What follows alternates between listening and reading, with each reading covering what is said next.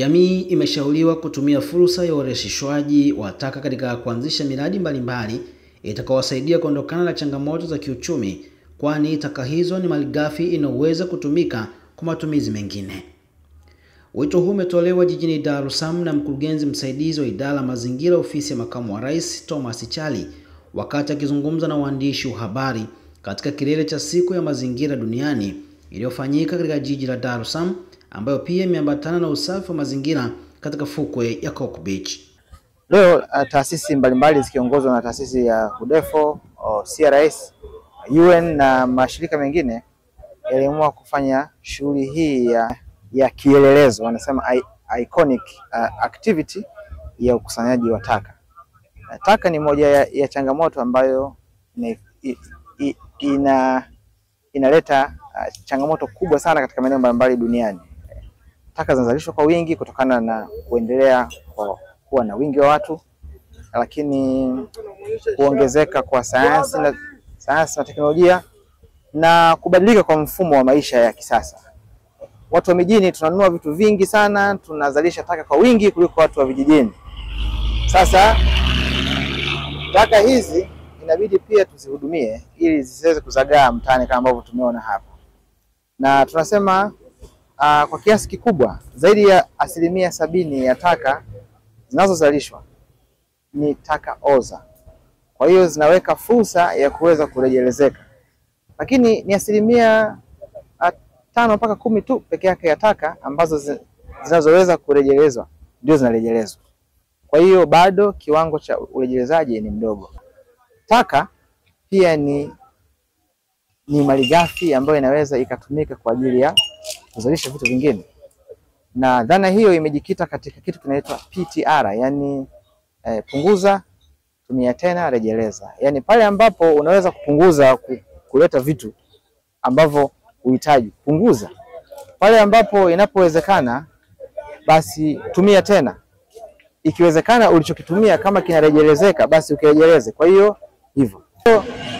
Tunategemea kwamba itakapofika mwaka 2030 baada ya mkakati huu, tukiangalia nyuma tuweze kuona kwamba tumepunguza uzalishaji wa taka, tumegeuza taka kuwa fursa katika kutengeneza ajira, lakini taka imetumika kama malighafi ya uzalishaji wa bidhaa nyingine. Kwa upande wake, mkurugenzi wa uzingatiaji na utekelezaji wa sheria kutoka NEMC Jamali Baruti akizungumza na waandishi wa habari amesema kuwa kwa mujibu wa takwimu walizonazo zinaonyesha kuwa tani 29,000 zinasababisha uchafuzi wa mazingira na kuua viumbe hai baharini, na kwamba chanzo kikubwa ni matumizi ya plastiki.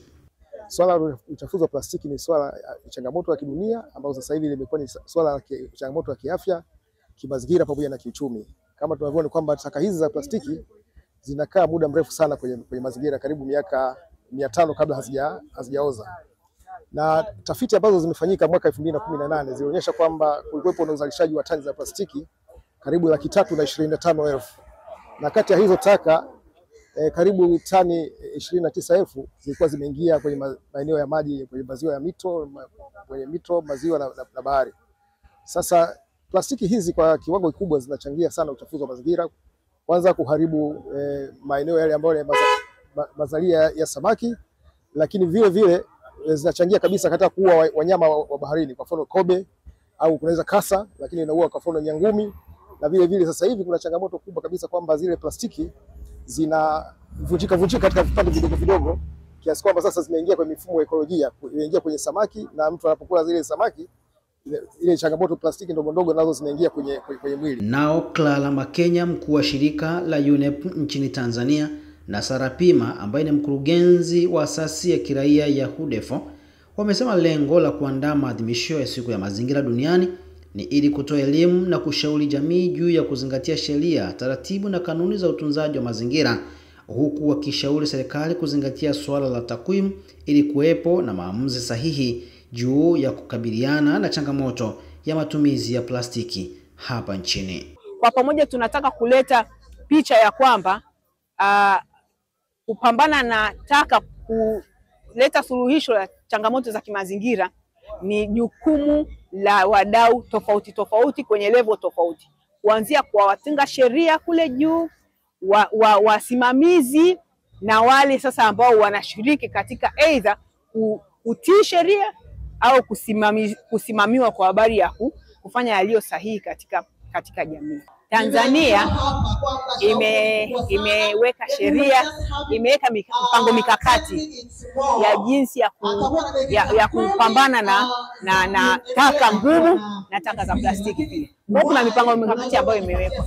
Mipango mikakati hii ikifanyiwa kazi, ikisimamiwa, tuko katika hali nzuri. Kwa sababu mipango mikakati imeainishwa kufuatana na takwimu mbalimbali au na sayansi ambayo inaonyesha hali ilivyo na hali inavyotakiwa kufanywa kazi.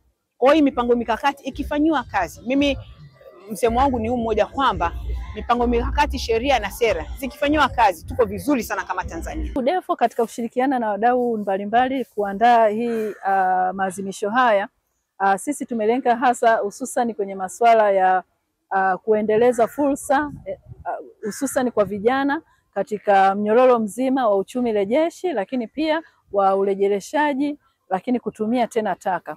Na hivyo tunatoa mafunzo mbalimbali, lakini tunatoa elimu na tunajijumuisha wadau mbalimbali. Lakini bila kumsahau huyu mwokota taka rejeshi ambaye ni waste picker, ambaye anafanya jitihada kubwa sana katika mnyororo mzima wa uchumi rejeshi au wa udhibiti taka. Kwa hiyo tunatoa mkazo kuwa hawa waokota taka rejeshi waendelee kutambulika katika mifumo, kuanzia mifumo ya halmashauri, ya serikali za mitaa hadi mifumo ya kitaifa, ili waweze kufanya kazi vizuri. Lakini pia tunatoa rai kuwa vijana waendelee kushirikishwa, kutengewa budget kwa ajili ya kujishughulisha na kupambana na hii fursa katika uchumi rejeshi na masuala ya udhibiti taka. Na tatu, pia tunasisitiza swala la takwimu. Sisi kama asasi tumekuwa mstari wa mbele sana kuhakikisha tuna takwimu katika masuala mazima ya udhibiti taka. Hata mkitembelea mabanda yetu pale mtaona baadhi ya takwimu.